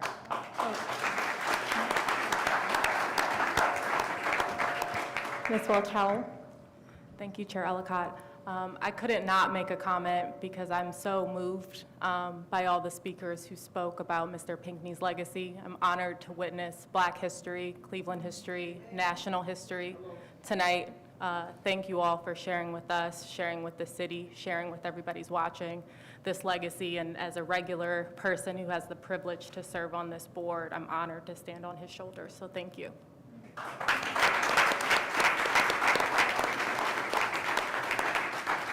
Thank you, Ms. Welch-Howell, for those comments, and I echo that. And I just want to say I personally appreciate all that I learned about Mr. Pinckney today beyond, what we have learned so far. So thank you so much for that. All right. Next, the board will consider the adoption of 36 resolutions in the areas of Board of Education, Finance, Operations, Academics, and Equity and Culture. The board discussed all but 3 of these resolutions at our June 11th board work session. First, Resolution 6.01. The chair will now entertain a motion to adopt Resolution 6.01, making an appointment to the Cleveland Public Library Board of Trustees. So moved. Second. Thank you.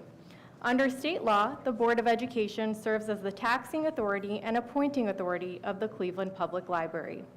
Therefore, It is our board's responsibility each year to make an appointment to the Board of Trustees of the Cleveland Public Library. With this resolution, the board will be reappointing Melanie Shakarian to the Library Board of Trustees for a full 7-year term ending July 2nd, 2031. The recommendation for this appointment has been made by the Board of Education's Ad Hoc Library Appointments Committee, which consists of myself and Ms. Welch-Howell.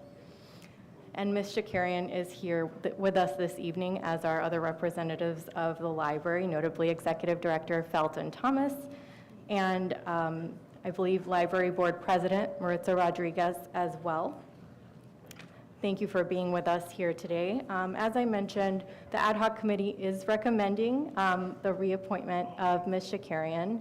I want to thank you for reapplying, for your service over the past year, and we really enjoyed hearing from you about the impact that you've had so far and the things that are important to you as you've served on the board for the last year, what you shared with us about your personal family's immigration background and how it has helped you ensure access for English language learners or non-English speakers in the library, as well as the connection between CMSD and the library and the opportunities that the library offers our students. So thank you for sharing that.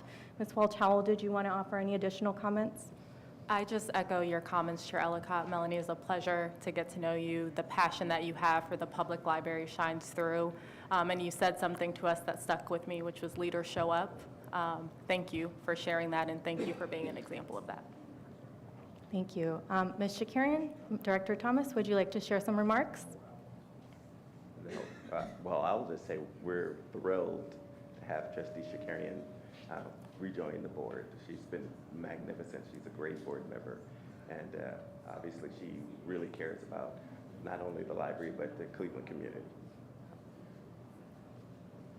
Thank you, and I take very seriously our role as a school district board, and if reappointed, I'm the only CMSD parent, and I have this real life, real time experience serving the children of Cleveland, so thank you very much for this opportunity. Thank you both. Is there any discussion from board members?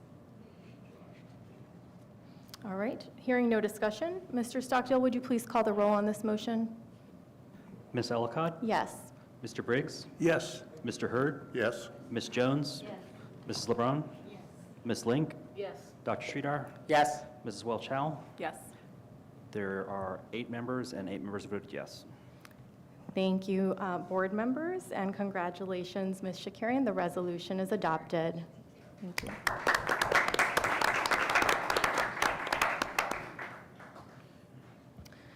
The chair will now entertain a motion to adopt Resolution 6.02, adopting the Cleveland Public Library tax budget for fiscal year 2025 and transmitting it to the Cuyahoga County Budget Commission.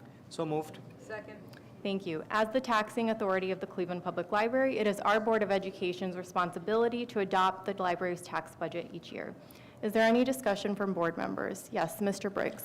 Yes, at the last meeting, I expressed concern about operating at a deficit, and since we're only approving the tax budget as opposed to the operating budget, I have no objection other than hope that the board, the library board, would take some action to try to reduce that deficit, because as was discussed last time, when you keep tapping into the general fund, ultimately that empties out, and then you have to go out for another levy, and sometimes people look back and see how things were managed, and I'm a big booster of the library. I live very close to it downtown, but that's my only caution as a business person.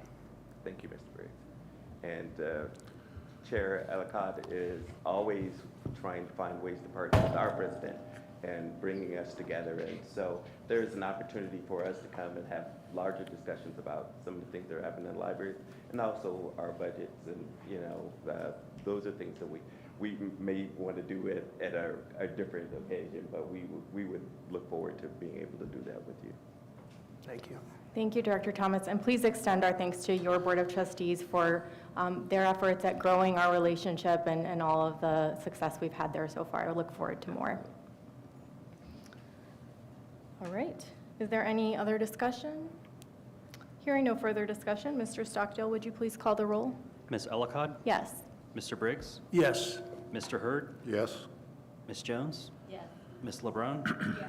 Yes. Ms. Link? Yes. Dr. Sridhar? Yes. Mrs. Welch-Howe? Yes. The motion passes with 8 votes. Thank you. The resolution is adopted. And if I could just thank Chair, at one point Chair Link, I remember going back far enough when I've been here, all the things that you've been, how supportive you've been of the libraries. We'll miss you. Thank you. I'll have more time to visit them then. Yes, we see you all the time at our Carnegie West building, so. Thank you. The chair will now entertain a motion to adopt Resolution 6.03, authorizing a professional services agreement between Julian and Grube and the Board of Education of the Cleveland Municipal School District for internal audit services. So moved. Second. Thank you. Both state law and board policy provide that the Board of Education may appoint an internal auditor who reports directly to the board. While in the past the board has employed an internal auditor full-time, after considering hiring another full-time employee to serve as internal auditor, the board has now determined that contracting with a CPA firm for internal audit services is the most prudent and efficient way at this time to ensure that the necessary internal audit function is adequately and independently performed.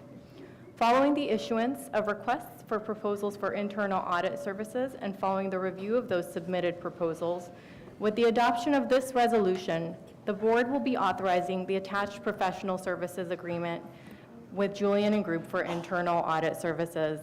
I want to thank Ms. Welch-Howe, who serves as the board's liaison to the audit committee, for her work on supporting reviewing of proposals and interviewing internal auditor candidate firms, along with the audit committee and Mr. Stockdale. Are there any questions or discussion from board members? Dr. Morgan, any comment? All right. Hearing no further discussion, Mr. Stockdale, would you please call the roll? Ms. Ellicott? Yes. Mr. Briggs? Yes. Mr. Hurd? Yes. Ms. Jones? Yes. Mrs. LeBrun? Yes. Ms. Link? Yes. Dr. Sridhar? Yes. Mrs. Welch-Howe? Yes. The motion passes with 8 votes. Thank you. The resolution is adopted. Next, we have several resolutions. The chair will now entertain a motion to adopt the following resolutions. 7.01, authorizing final appropriation adjustments to the fiscal year 2024 annual appropriation measure. 7.02, authorizing the chief financial officer to pay all required out-of-district tuition costs. 7.03, authorizing the distribution of resources to partnering community schools pursuant to issue 68. 7.04, delegating authority to the chief executive officer to enter into contracts and purchase orders for amounts up to and including $50,000 for fiscal year 2025. 7.05, authorizing the payment of charges incurred for utility costs by the Cleveland Municipal School District for FY 24-25 in an amount not to exceed $19 million. 7.06, authorizing payment to Fifth Third Bank for the district's credit cards and procurement cards in an amount not to exceed $5 million for fiscal year 2025. 7.07, authorizing the acceptance of a gift and grants from HDNet LLC, Arizona State University, Digital Promise Global, and William and Flora Hewlett Foundation, and authorizing the chief executive to spend the funds in accordance with the terms and conditions of the grants. 7.08, authorizing the acceptance of a grant from the Ohio Attorney General and authorizing the chief executive officer to spend the funds in accordance with the terms and conditions of the grant. 7.09, authorizing the chief executive officer to procure student athletic insurance coverage for the period June 30th, 24 through June 30, 2025 in an amount not to exceed $17,410. 7.10, authorizing the CEO to procure casualty and liability and excess insurance coverages for the period June 30, 2024 through June 30, 2025 in an amount not to exceed $1,540,750. 7.11, authorizing the CEO to procure cyber risk insurance coverage for the period June 30, 24 through June 30, 2025 in an amount not to exceed $130,695. 7.12, authorizing the Chief Executive Officer to procure medical professional liability insurance coverage for the period June 30th, 2024 through June 30th, 2025 in an amount not to exceed $41,521. 7.13, authorizing the Chief Executive Officer to execute contracts for property, boiler and machinery, and crime insurance for the period June 30, 2024 through June 30, 2025 in an amount not to exceed $1,119,489. And finally, 7.14, authorizing the CEO to procure terrorism liability insurance coverage and deadly weapons protection coverage for the period June 30th, 2024 through June 30th, 2025 in an amount not to exceed $105,149. Is there a motion? Chair, before the motion, could I ask for 7.07 to be pulled out? The Hewlett Foundation grant, there's a member on my team that's also been involved in the district discussions about the Hewlett Foundation. I'd like to recuse myself from that one motion. Sure. Mr. Bertzloff, so we are voting on Resolution 7.07 separately. We will first vote, first I will ask for a motion on Resolution 7.01 through 7.06, and then 7.08 through 7.14. So moved. Thank you. Second. These resolutions are our finance resolutions, which the board discussed at our June 11th work session, in which Mr. Stockdale also gave us an update based on the board questions on. Dr. Morgan, is there any additional comment? Yes, as you mentioned, most of the resolutions we presented at the last board meeting, we gave updates. I know, Mr. Briggs, you had several questions, so we gave you those answers, not only here publicly, but also provided via email. But there are a couple of updates that I want to make sure are shared. For Resolution 7.01, authorizing the final appropriation adjustments to the FY24 annual appropriation measure. What is presented this evening is the updated final adjustments, and that's attached in the exhibit. So some slight changes have been made, but it's attached in the exhibit. And then 7.03, authorizing the distribution of resources to our partnering community schools. There is one slight change since our last June 11th work meeting. That one change is the deletion of Lakeshore International Intergenerational School as one of our partnering community schools. On June 12th, the Lakeshore Intergenerational Governing Board voted to merge that school with another one of their charter schools at the intergenerational school, which will effectively end our sponsorship of the former school. Therefore, we will not be sharing any of those 1.5 mil levy dollars with Lakeshore this coming fiscal year. And again, that's the update there to those resolutions. Thank you, Dr. Morgan. Is there any discussion from board members? Mr. Briggs? Yes, just with respect to 7.04, I had requested that we put a cap. I'm fully in favor of Dr. Morgan having that authority, but I think we should have a cap on it, and if you could just come up with that, and also commit that you'll report quarterly on those expenditures. Mr. Briggs, just to clarify, so there is the cap of $50,000 per, I believe, transaction. Are you asking for a cap on the number of transactions? Yes. No, a financial cap on the total. So whether it's $1 million or $1.5 million or, that's all. Dr. Morgan, do you have a comment on that? Yeah, we can get, what I'd be curious on making sure we do is actually pull the data just historically to see typically what that runs and what makes the most sense. I would be curious even for myself to look at that, but we could look at that and discuss that moving forward. Yeah, thank you. Okay, so we're asking for a cap in the future? Yes. Okay, got it. Thank you. And Dr. Morgan, you provide an accounting of these transactions to the board at the end of the period as well. Thank you. Any other discussion? Okay, hearing no further discussion, Mr. Stockdale, would you please call the roll on those resolutions 7.01 to 03 and then 05 through 14? Oh, sorry, 06. 7.01 to 06, and 7.08 to 14. Ms. Ellicott? Yes. Mr. Briggs? Yes. Mr. Hurd? Yes. Ms. Jones? Yes. Mrs. LeBrun? Yes. Ms. Link? Yes. Dr. Sridhar? Yes. Mrs. Welchow? Yes. Motion passes with 8 votes. Thank you. The resolution on those motions passes. Next, the chair will entertain a motion on resolution 7.07. So moved. Second. Thank you. Dr. Sridhar, would you like to recuse yourself at this point? Yes, I would like to recuse myself from this vote. Okay. Any comment from Dr. Morgan or any discussion from board members? Okay, hearing no discussion, Mr. Stockdale, would you please call the roll? Ms. Ellicott? Yes. Mr. Briggs? Yes. Mr. Hurd? Yes. Ms. Jones? Yes. Mrs. LeBrun? Yes. Ms. Link? Yes. Dr. Sridhar is recused. Mrs. Welchow? Yes. Motion passes with 7 votes.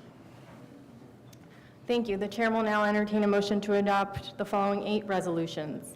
8.01, authorizing the CEO to accept the donation of materials and services to construct an outdoor patio at the Executive Grill, East Technical High School, at an estimated value of $41,084. 8.02, authorizing the CEO, the CFO, and the board chair to enter into an agreement authorizing the purchase of food, supplies, and services for student breakfast, lunch, summer food service, supper and snack programs for the 2024 school year in the amount not to exceed $14.5 million. 8.03, authorizing the CEO, the CFO, and the board chair to enter into an agreement and to issue a supplier contract to the Greater Cleveland RTA to provide transportation passes for district and non-public students on an as-needed basis for the 2024-2025 school year in an amount not to exceed $2.5 million. 8.04, authorizing the CEO to issue term agreements and purchase orders in the amount of $2.5 million to suppliers awarded as a result of competitive solicitation issued by the Ohio Schools Council Cooperative Purchasing Consortia for the purchase of unleaded diesel and propane fuels to support transportation operations for the 2024-2025 school year. And 8.05, authorizing the Chief Executive Officer to issue term agreements and supplier contracts to Community Bus Service, Right Way Transportation, and Ohio Development Supports Transportation to provide transportation services for students attending non-public charter and community schools and additional non-public schools, if needed, for the 2024-25 school year in an amount not to exceed $4 million. 8.06, authorizing the CEO to issue term agreements and supplier contracts to multiple cab and van suppliers to transport special education students to alternative facilities and to transport Foster McKinney-Vento students to promote educational stability for the 2024-25 school year in an amount not to exceed $6 million.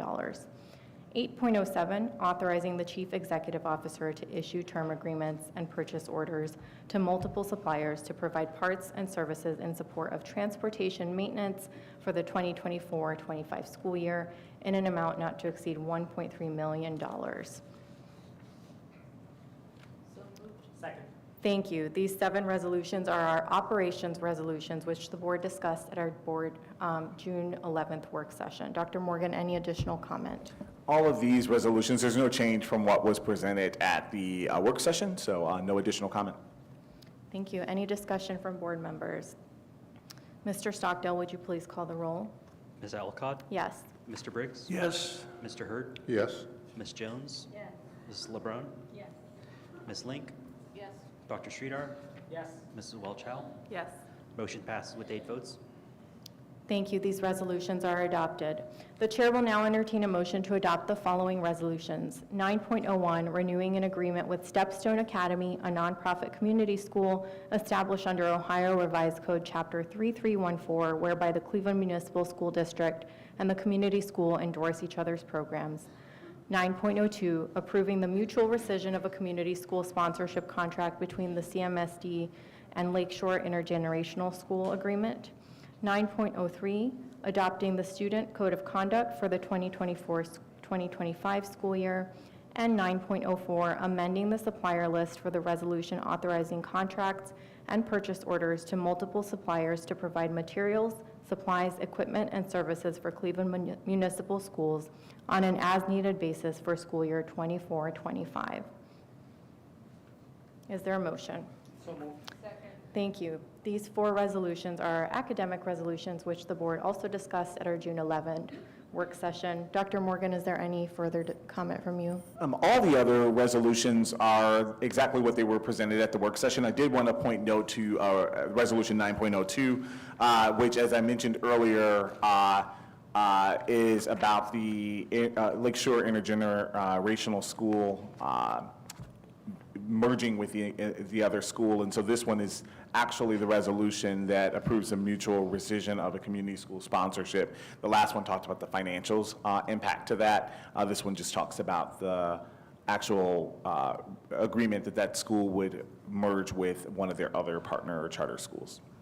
Thank you, Dr. Morgan. Is there any discussion from board members? Mr. Stockdale, would you please? Oh. Can I point out there was one other change to one of the items? Yeah. 9.04, the supplier list was amended to add one more supplier that was excluded that would allow us to implement the cell phone program for next school year.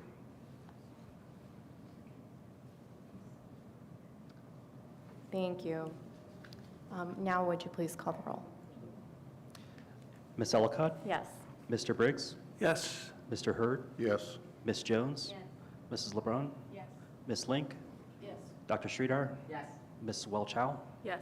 Motion passes with 8 votes. Thank you. These resolutions are adopted. The chair will now entertain a motion to adopt the following resolutions. 10.01, authorizing the purchase of Successful Innovations, Inc. on-demand family engagement workshop portal and dashboard for the 2024-25 and 2025-26 school years in an amount not to exceed $169,580.25. 10.02, authorizing the employment of teaching, non-teaching, and school-based administrative staff. 10.03, authorizing the reclassification of employees. 10.04, accepting the retirements, resignations, and other separations of employees. 10.05, authorizing the issuance of limited contracts for differential positions and the payment of additional earned compensation to employees. 10.06, adopting a differentiated salary schedule for principals and assistant principals of the Cleveland Municipal School District. 10.07, authorizing the filing of complaints with the Ohio Board of Education against any Cleveland Municipal School District teacher, principal, or assistant principal who terminates their employment contract after July 10, 2024. And 10.08, authorizing base salary increases for non-bargaining employees and school-based administrators. Second. Thank you. These 8 resolutions are equity and talent resolutions, which we also discussed at the June 11th board work session. Dr. Morgan, any additional comment? These resolutions are largely the same that they were last time. I did want to point to 10.04, which is accepting the retirements, resignations, and other separations of employees. There has been one additional resignation since our last work session, and that has been updated in the resolution. Thank you, Dr. Morgan. Any discussion from the board? Mr. Stockdale, would you please call the roll? Ms. Ellicott? Yes. Mr. Briggs? Yes. Mr. Hurd? Yes. Ms. Jones? Yes. Mrs. LeBrun? Yes. Ms. Link? Yes. Dr. Sridhar? Yes. Mrs. Welchow? Yes. Motion passes with 8 votes. Thank you. The resolutions are adopted. Is there any old business? Is there any new business? Is Councilman Kelly here?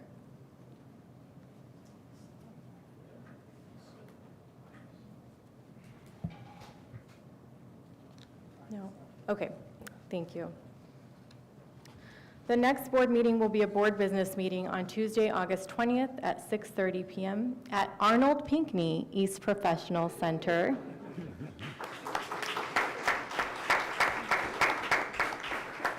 Hopefully that made sitting through all those resolutions a little worth it, at 1349 East 79th Street. The chair will now entertain a motion that the board enter into executive session for the purpose of considering the appointment and employment of public officials and employees, preparing for negotiations with public employees concerning their compensation or other terms of their employment, and conferring with attorneys concerning disputes involving the Board of Education that are the subject of pending or imminent court action. Second. Thank you. Mr. Stockdale, please call the roll. Ms. Ellicott? Yes. Mr. Briggs? Yes. Mr. Hurd? Yes. Ms. Jones? Yes. Mrs. LeBron? Yes. Ms. Link? Yes. Dr. Sridhar? Yes. Mrs. Welch-Howe? Yes. Motion passes with 8 votes. Thank you. The board will now move into executive session. Following executive session, the board will return to this room to briefly conduct some further business.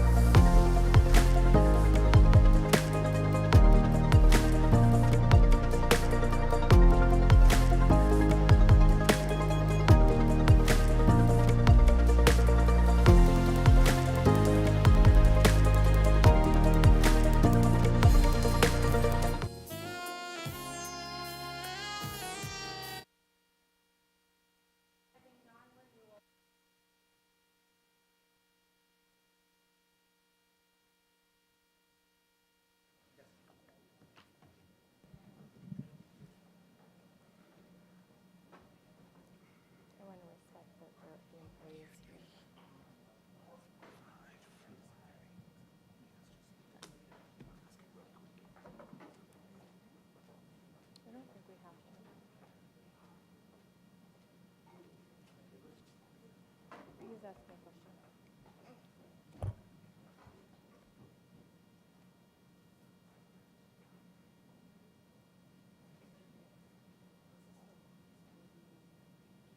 As long as I've just been on board for a year. Robert has sat through some that have been longer.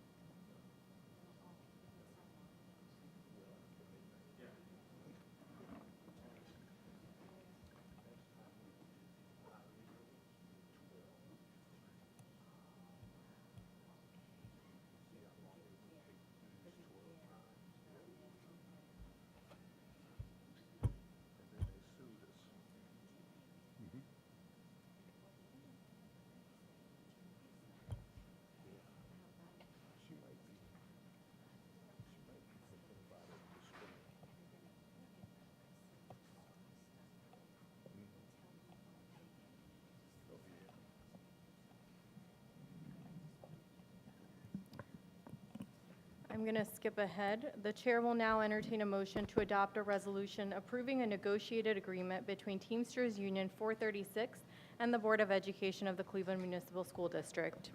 So moved. Second. Thank you. Dr. Morgan, any explanation on this resolution? No explanation, just extreme gratitude to our negotiations team led by Andrew Roman, and then also all of our members of the Teamsters Union 436. I know it's been a hard effort, and we just appreciate the collaboration. Any discussion from the board? Mr. Stockdale, will you please call the roll? Ms. Ellicott? Yes. Mr. Briggs? Yes. Mr. Hurd? Yes. Ms. Jones? Dr. Sridhar? Yes. Mrs. Welch-Howe? Yes. Motion passes with 6 votes.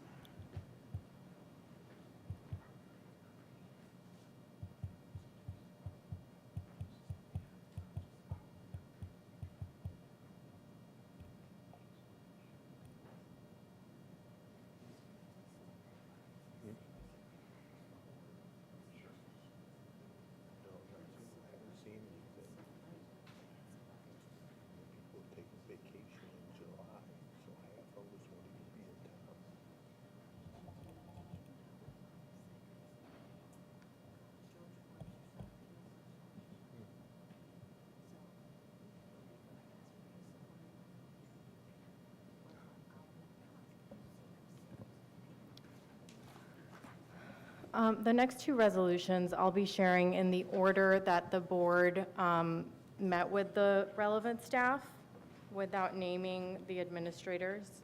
The chair will now entertain a motion to adopt a resolution authorizing non-renewal of an administrator. Second. Dr. Morgan, any explanation? This is a resolution to authorize a non-renewal of an employment contract of a school-based administrator, the first hearing that we heard this evening. Any discussion from the board? Mr. Stockdale, will you please call the roll? Ms. Ellicott? Yes. Mr. Briggs? Yeah, yes. Mr. Hurd? Yes. Ms. Jones? Yes. Dr. Sridhar? Yes. Mrs. Welch-Howe? Yes. Motion passes with 6 votes. Thank you. The resolution passes.